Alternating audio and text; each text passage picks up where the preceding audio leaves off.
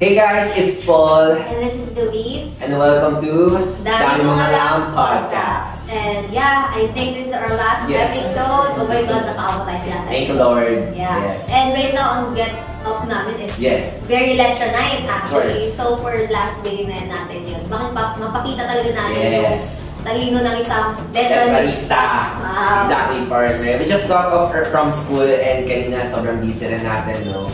And this time, this episode would be the last episode sabi na ni Luis. And this episode, partner, I'm really excited kasi since na, syempre, ito na yung tapos. And at the same time, nakakalungkot. Mag-i-end na ang ating podcast. But bago tayo dumating dyan, meron naman tayong matututunan, fun, learnings na pwede nating mai-apply ulit sa ating society. So, siguro a few gist lang siguro sa topic natin. I think it's kind of advanced din in a way kasi it's genetic engineering. Wow. So, I just wanna ask din siguro sa'yo, may idea ka ba ng genetic engineering?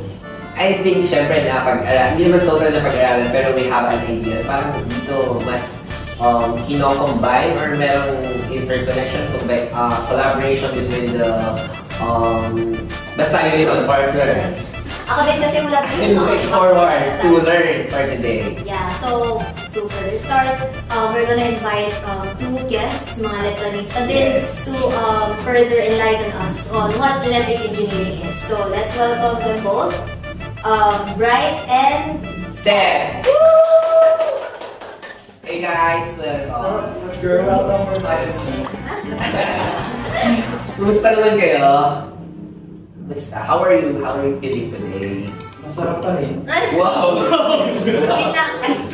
Parang mas masarap ang Motorcyclo Cafe. Kaya pumunta na kayo rito sa Motorcyclo Cafe and try their new coffee. Yeah, and as you can see, yung ambience ngayon since paggabi na, it's very chill, it's very aesthetic-wise. So come here and take photos and eat their delicious food. Again, this is Motorcyclo Cafe. See you guys here. So back to the topic. So for today, guys, what can you prepare for us when it comes to genetic engineer? Can you tell us something about that? Para magkaroon kami ng idea. Diba ako? Diba muna? Ikaw na lang muna. Guys, don't be shy. Kami lang to. Save the best for last. Oh, wow!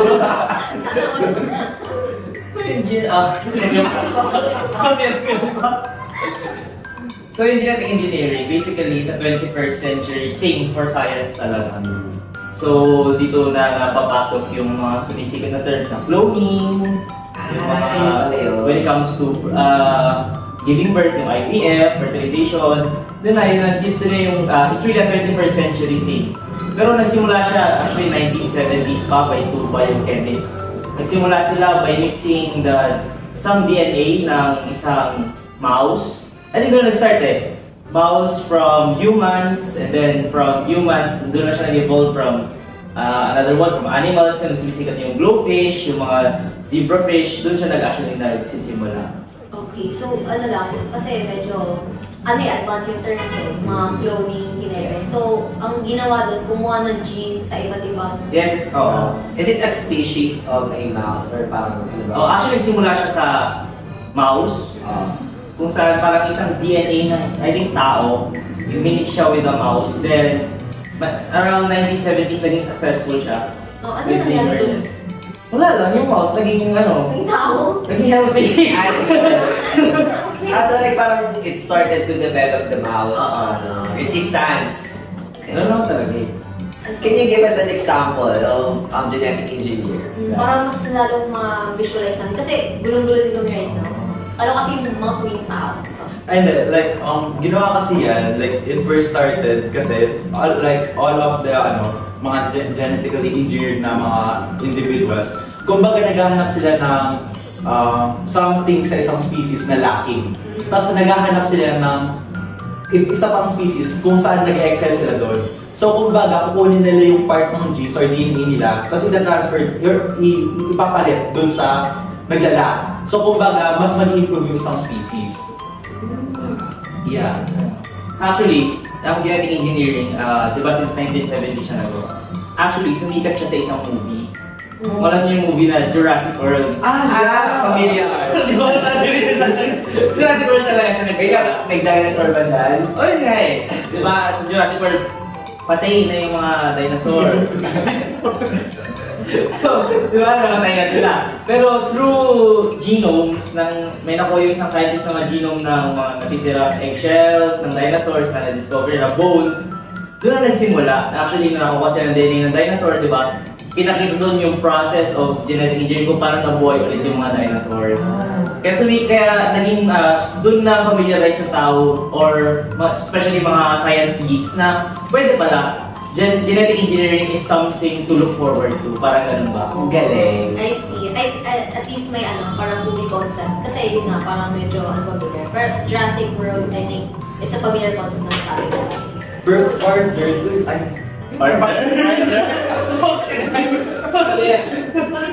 Kinakabahan ako guys kasi baka mawalan na kami ng role. Responsibility. Pero do you think ba na it's a good thing? Since parang sinisira natin, parang dinidisrupt natin yung force ng nature. Kasi for example lang sa Jurassic World, parang nawalan yung kwenta ng life since nag-end na yung life ng dinosaurs. Tapos binubuhay ulit natin. Is it a good thing or a bad thing na na-invento yung... That's a good question. I wanna know din. Oo nga, no? So, siguro for me, it's, diba, turo naman sa atin sa legma, bawal two sides. So, pero sa akin, it's both a good thing and a bad thing. Good thing siya kasi, it's a contribution for science. There are pros and cons. Contribution siya for science, diba? Kung kaya yun sa mga, diba, if you would use the context na Jurassic World, kung nagagawa sa Jurassic World, paano yung mga humans na kailangan ng gamot or something na it requires genes or it requires something na genetic engineering would put into place. So parang gano'n. Pero yung bad thing nga lang is pwede siyang ma-abuse. Kumbaga it could be a use to extent na kumbaga marami na kung nakakapaggamot nga siya sa ibang tao, pwede siya makasama sa ibang tao or sa environment. Parang gano'n ba? So like parang you're saying na the pros would be, this can be used for medical purposes only. However, yung cons niya or yung nagiging negative impact ng genetic engineering, parang yun na-abuse or dapat limitations yung ginagawa natin pagdating sa genetic engineering. Dapat, when it comes to this genetic engineering, very sensitive na siya sa field ng science kasi it requires not only true curiosity, pero it involves also bodies of animals, or genes ng plants, or genes ng mismong tao, di ba? So, yeah. So, yung experiments niya, pero abusing nga siya sa Kasi somewhat, yun nga, parang medyo twisted din kasi yung kukuha ka ng genes ng isang species. Tapos isang species na parang hindi talaga sila same, tapos ipagsasama mo yun forcefully. So, for me, like, it's kind of unethical in a way. Kasi, for the sake of science nga, you're gonna sacrifice a lot of things. So, yeah, I think it's something against the cons. For me, nasatisfied ba ang answer mo? Ay, like, chance ko lang. Yung debunk.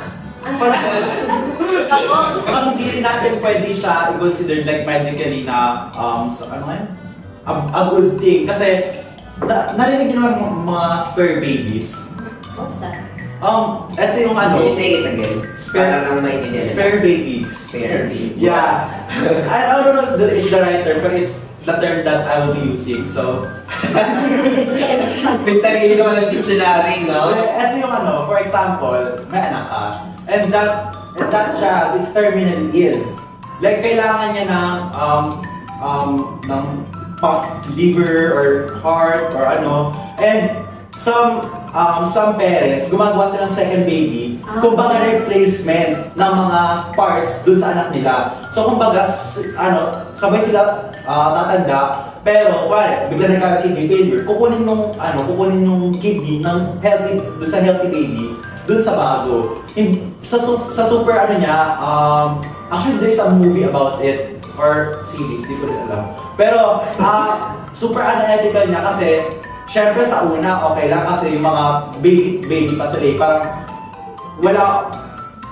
wala pa silang, kumbaga, parang thinking masyado na parang okay lang, syempre gusto nila i-salva yung mga kapatid. Pero, there's a limit. May time na biglang tumanda yung bata, and syempre, kailangan, parang syempre ikaw, since matanda ka na, and you know naman na yung sister mo or ano mo is terminally ill, pero at napapagaling mo siya, pero at the same time, you're hurting yourself also. And may possibility pa na mamatay ka. So anong gagawin mo? Like, is it morally right na magkaroon ng mga spare baby sa tingin mo? That's very tough one, no? But we don't want to be insensitive din sa ating mga viewers. So we're just doing this for educational purposes only, and we only use these topics and rely the information to our based on research. Pero we're not doing this to be insensitive. It's only pure educational purposes. Yeah, we're trying to debunk them then as people management students from that time. Alright, going back. What's your question kanina sa kanya? Do you think it is morally wrong or right pa rin ba? Yeah, sa side ng baby. Kumbaga, sinaserve niya na yung purpose niya. Pero syempre, nung tumagal, nung matanda na siya, syempre may human rights naman tayo, you know? And may right din yung bata na yun to refuse. Pero sa tingin mo, do you think they should still continue harvesting yung mga organs, body parts para since they're young, terminally ill? Or do you think that is a stop na? Are you asking me? Oh my God, are we like Lang I didn't do research. Di ba kaya sila? They were asking Okay, so siguro sa part na yun, since I mentioned that it's like yung bonds niya is unethically wrong, I think it would be unethically wrong pa rin. Kasi, pag tinanagalan mo ng karapatid ng bata, I mean, kasi a child can choose for themselves. So, for nag-produce ka ng baby for that purpose, I think it's unfair. Kasi everybody, babies deserve the love na parang equal, na hindi dapat spare thought yung baby na yun. Ano ba yun yung points na sinasabi ko kanina na may mga dapat don't use it to an extent. Kaya nga, like here, di ba sasabi mo human rights? Kaya nga here, like in our government sa Philippines, meron tayong mga bagay na kailangan i-approve ng ating Department of Science and Technology bago i-release sa publiko, di ba? Like, nung time na COVID, di ba? It's a big, genetic engineering was a big part. Kasi syempre, nagkaroon ng fast pace ng production ng vaccines. Dahil sa infections, nagkaroon ng fast pace ng vaccines. Pero before siya i-release dito sa ating sa Philippines, they required na dapat dumaan siya to a different testings, di ba? Sa animal testing, sa human testing of 72 people, tapos dapat yung 70 doon is bumalik, yung dalawa is bumalpak. Ganun yun eh, dapat at some point, magkaroon pa rin ng baga margin kung hanggang saan lang yung pwedeng gamitin itong classic invention na ito. Parang gano'n. Yeah, I agree with that actually. Kasi yun nga, we're gonna have to protect lives din. Kasi aside sa experimenting, just kasama naman, you have to protect din talaga. Kasi ang unfair naman yung kuha na tayo ng ng parang things sa mga bagay, yung mga tao or any living creature for like no reason. And tsaka for the sake ng experiment. Eh paano ba? Diba? Hindi mo naman yung yung pain na naranasan ng specific living organism na yun. Grabe, no? This episode is really hot and intense and it's full of learnings and talagang hindi lang ako pati tayo, I mean, honestly, natututo talaga tayo and of course our viewers din, nagkakaroon ng insights about them.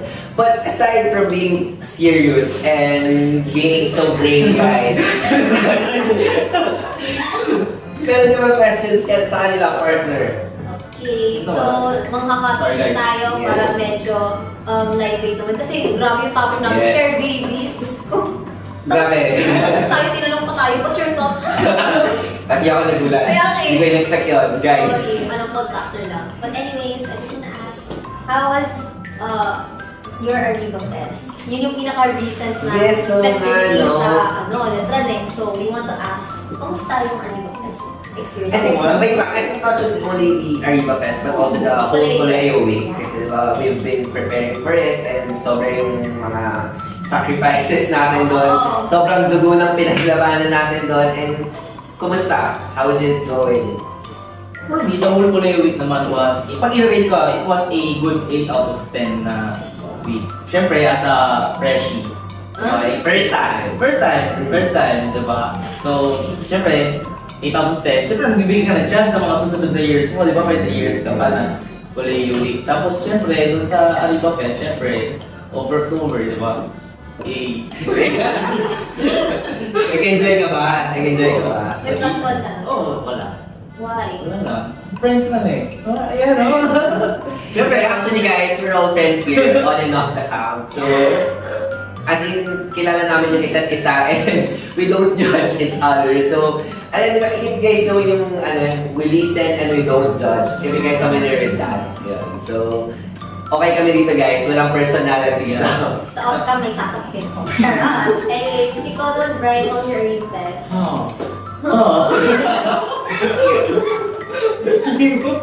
I think it's great. Because, you know, I got to spend a lot of time with my blockmates. Ay. So sweet. So, magsistay ka? Magsistay ka? Yeah, next question. Pero yeah, yung field demo, like, one of the stressful na mga preparation natin, but napaka-worth it niya and pinaka nakaka-enjoy sa Collective Week. And also yung mga booths, yung mga pagkain ang sasarap. Lalo na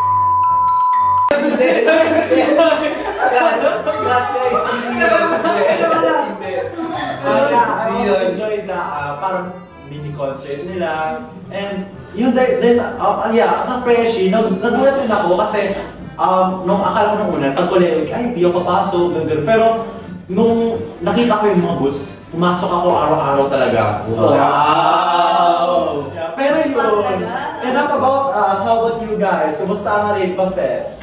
Ako, I really enjoyed, to be honest. Kasi it was my first time then to attend a concert after a few years since pandemic happened.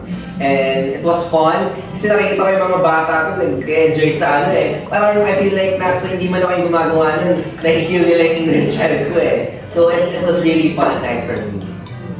For me naman, it was kinda, kasi I dip fast.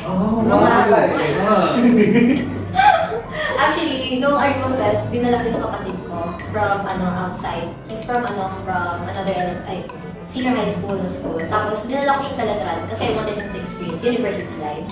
Tapos sabi niya sa akin, ate, what if dito ako mag-aral? So I was like, okay, at least naman yung pagpunta niya sa Letran. Hindi naman nasayang. Kasi I paid 400 pesos for it. So at least nag-enjoy siya doon. So gusto niya mag-aral sa Letran? I don't know. Pero sabi niya na medyo dinanahan daw siya sa university life. This is what college is. Yun yung sabi. Pigilan mo na ako maaga. Joke na. You know what? Alam mo dapat doon talaga yung... Talaga tayo makakasel!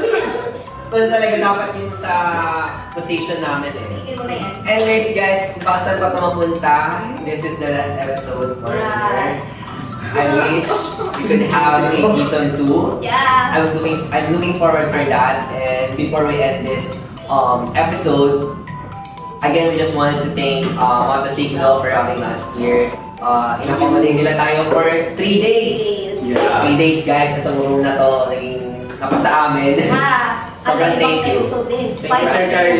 Thank you. Super sarap ng nuggets nila and I really like their mocha. So, siguro next na project namin is sa mukbang na. You guys, baka may gusto kayo i-shout out before we end this episode. First of all, Hindi ka mabibili ng IG dito. gusto ko i-promote sana ulit yung Motorcycle Cafe kasi if you want to see me, lagi ako nandito. Kasi sobrang sarap dito. And you know, I want to shout out my whole group. Like, super ganda ng podcast natin. Yes. Yun.